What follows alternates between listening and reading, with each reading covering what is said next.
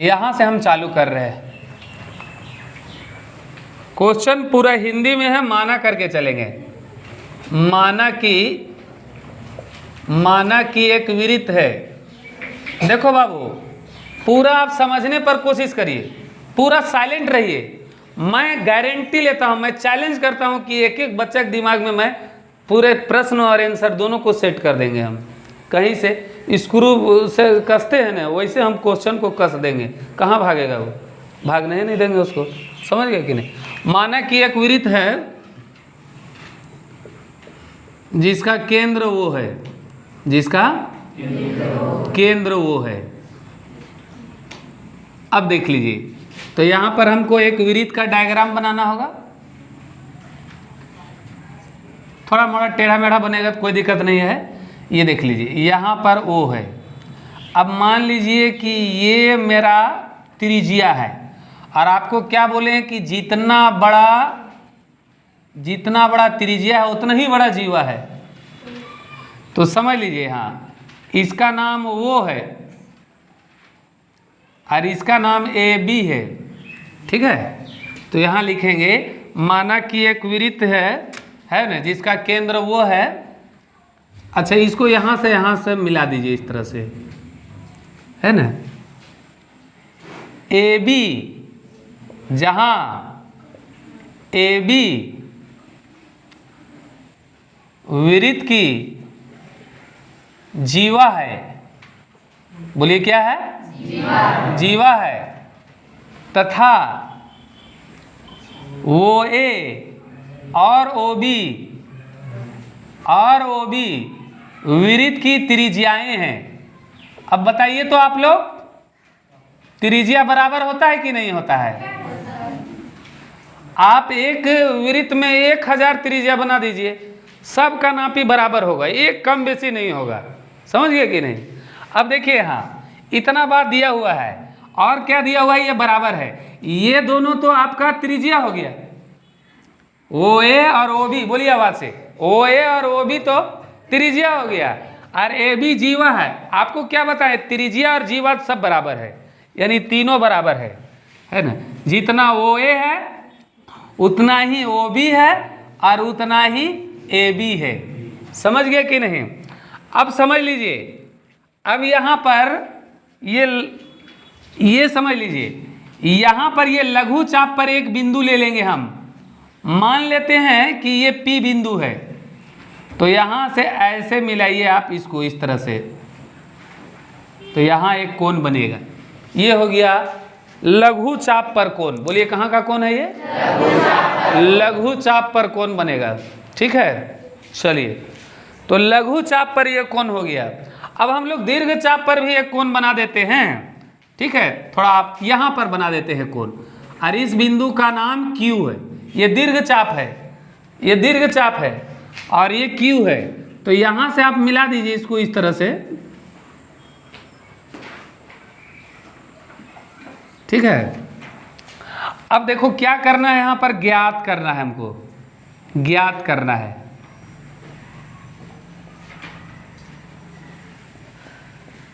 तो वो लघु चाप वाला निकालना है, कोण APB।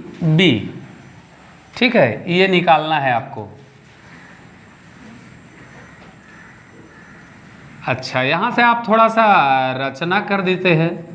ये जो हम दीर्घ चाप वाला बनाए हैं, ये तो क्वेश्चन में नहीं दिया हुआ था, तो लिखेंगे दीर्घ चाप पर एक बिंदु, दीर्घ चाप पर एक बिंदु Q बनाया, एक बिंदु Q बनाया। चलिए, अब यहां से हम बनाएंगे। देखिए, इतना परीक्षा में लिखने की जरूरत नहीं है, लेकिन आपको हम इस तरह से बता रहे हैं ताकि एग्जाम में जरा सा कहीं से किसी को भी कोई कष्ट नहीं हो। पूरा सिस्टम से बता रहे हैं।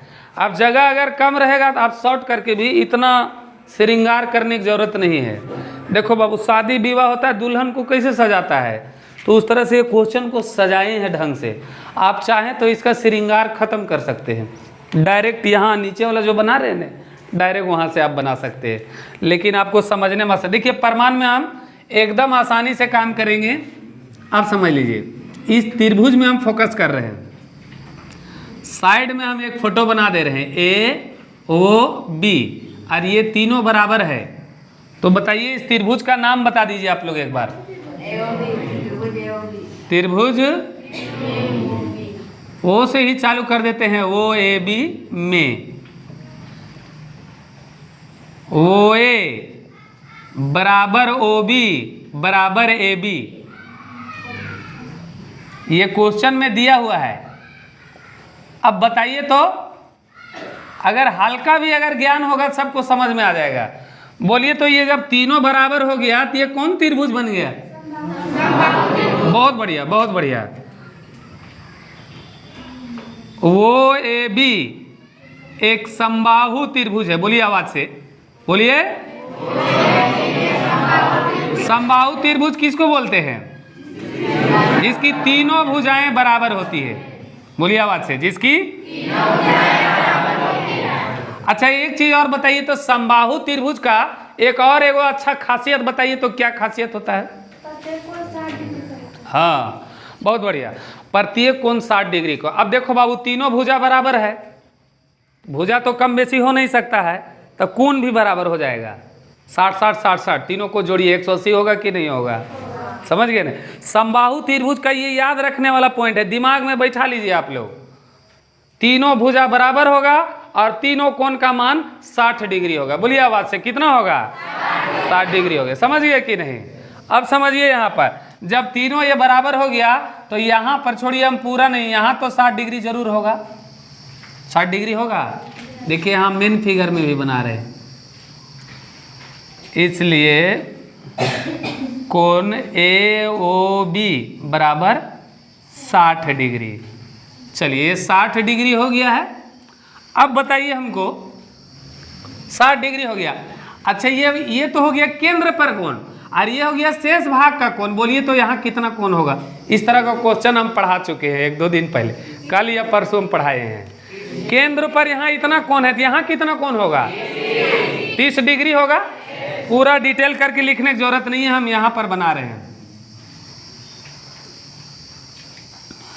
कोण ए क्यू बी बराबर 60/2, 2 तिया। अब देखिए जो रेगुलर कर रहे हैं, जो रेगुलर क्लास कर रहा है वो पूरा समझ रहा होगा कि सर यहाँ कैसे 30 डिग्री की है। सो चलिए यहाँ भी मेरा 30 डिग्री आ गया है।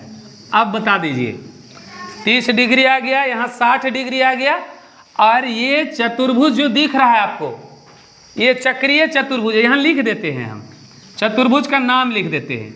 ए पी बी क्यू एक चक्रीय चतुर्भुज है। बोलिए आवाज से, बोलिए आवाज से। कैसा चतुर्भुज है ये? चक्रीय चतुर्भुज है।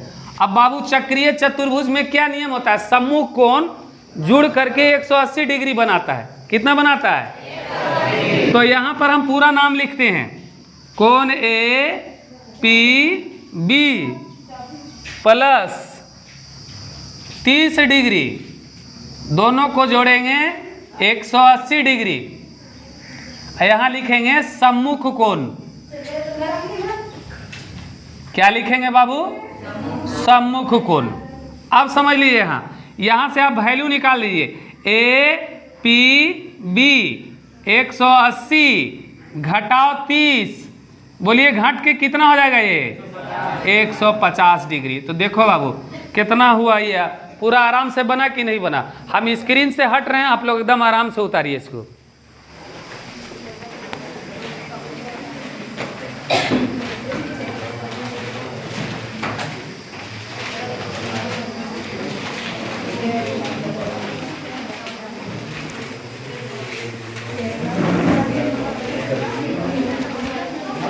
क्वेश्चन नंबर देता हूं, ये लास्ट क्वेश्चन नंबर 19 है।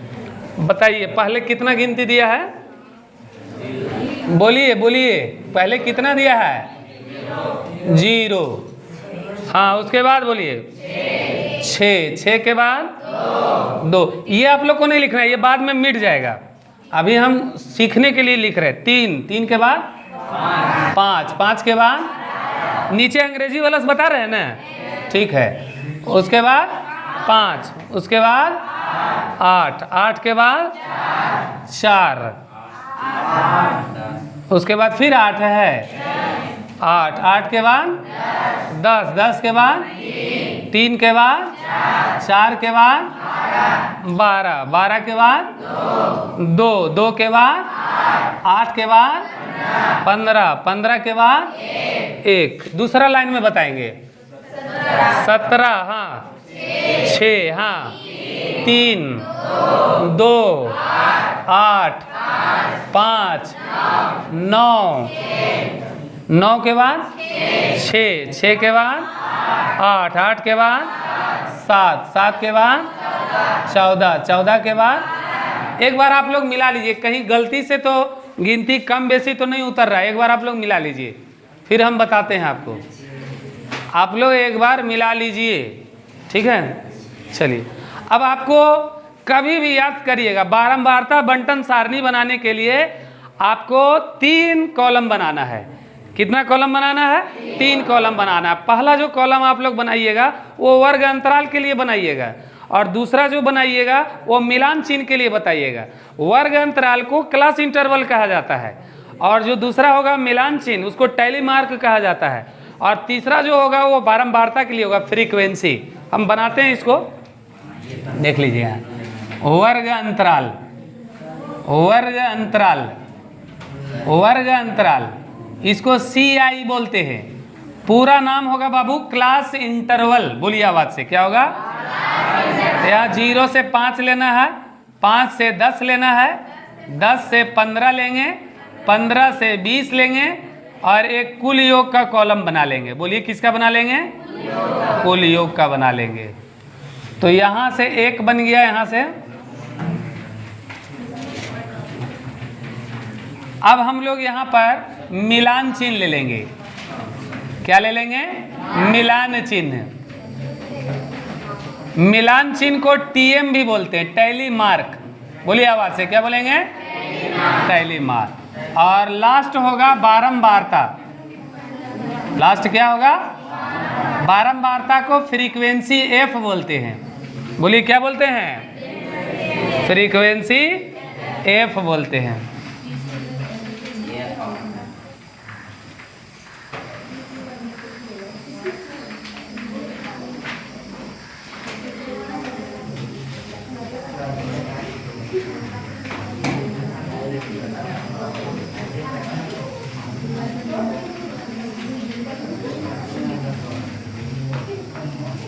अब समझिए, यहाँ पर मेरा सारणी बन करके तैयार है। अब हम लोग क्या करेंगे? 0 से 5, देखिए ये सब हम पढ़ा चुके हैं आप लोगों को। 0 से 5 दिया है तो वहाँ 5 नहीं लेंगे, एक गिनती कम करके लेंगे, और वहाँ हम 4 तक ही लेंगे। बोलिए आवाज से, कितना लेंगे? अब समझिए, यहाँ पर अगर यहाँ दिया हुआ 5 से 10, तो वहाँ हम 10 शामिल नहीं करेंगे, एक गिनती 9 तक ही लेंगे, यानी 5 से 9 तक शामिल करेंगे। अब अगला में देखिए 10 से 15 है, बताइए तो जरा, बताओ तो बाबू कहाँ तक जाएगा इसमें? चलिए बहुत बढ़िया, यहाँ 14 तक चला जाएगा।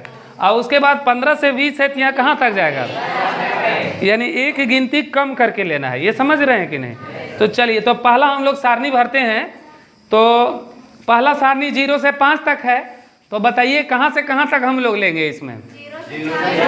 0 से 4 तक का ही गिनती लेंगे। तो देखिए हम लोग यहाँ से मिलाते हैं। पहला 1 2 3 4 5 6 7 8 8 8 9 10। 10 हुआ, तो हम लोग यहाँ पर क्या लिख देंगे? 10 लिख देंगे। और ये 1 2 3 4 और एक तिरछा देंगे, 5 1 2 3 4 और एक देंगे तिरछा। हो गया। अब हम लोग 5 से लेकर के 9 तक ले लेंगे। कितना ले लेंगे?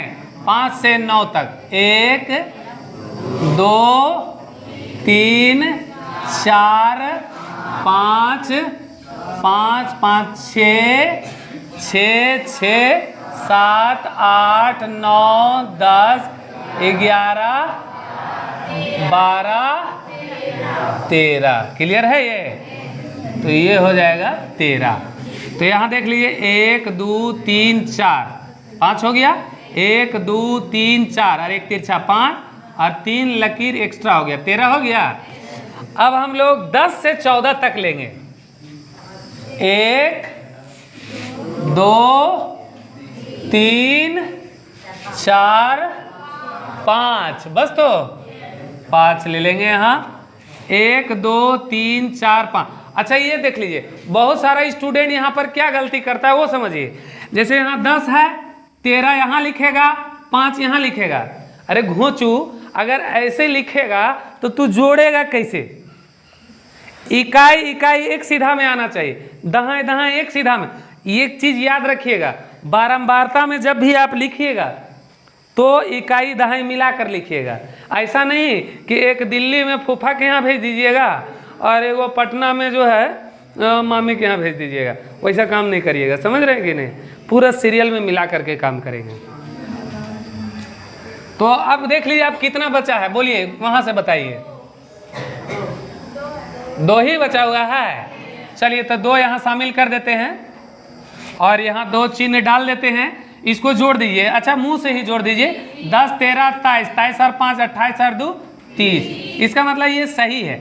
अच्छा ये गोला मारने के लिए आपको समझाने के लिए लिखे थे, समझ रहे हैं कि नहीं? तो यहाँ पर जो है इसका ज़रूरत नहीं है, इसको आप लोग को लिखने की ज़रूरत नहीं है। और यहाँ जो खाली जगह बच गया हम वीडियो में यहाँ क्वेश्चन फिट कर देंगे, समझ गया कि नहीं? ठीक है। तो इस तरह से आपका जो है देखो बाबू सेट 2 जो है एकदम कंप्लीट सॉल्यूशन हो चुका है। अब हम लोग इसको आप लोग अच्छा से उतारिए और फिर सेट 3 को श्री गणेशाय नमः करेंगे अभी, ठीक है? उतारिए।